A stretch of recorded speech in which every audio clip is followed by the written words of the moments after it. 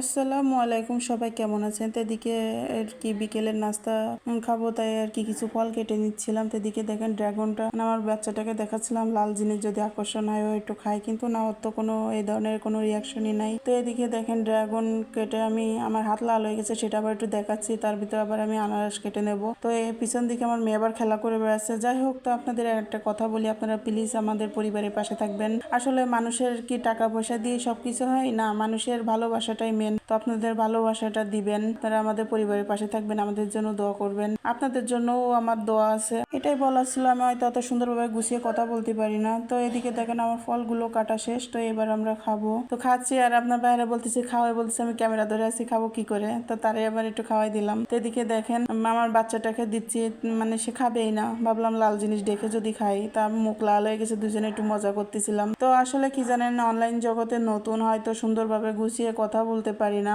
তো ভুল ত্রুটি হলে সবাই ক্ষমার দৃষ্টিতে দেখবেন, মানে কেউ খারাপভাবে নিবেন না, আর আমাদের পাশে থাকবেন। আমিও আপনাদের পাশে থাকার চেষ্টা করব। তো সবাই ভালো থাকবেন, সুস্থ থাকবেন, আর আমাদের জন্য দোয়া করবেন। আর ভিডিওটি ভালো লাগলে লাইক কমেন্ট শেয়ার করবেন। আল্লাহ হাফেজ।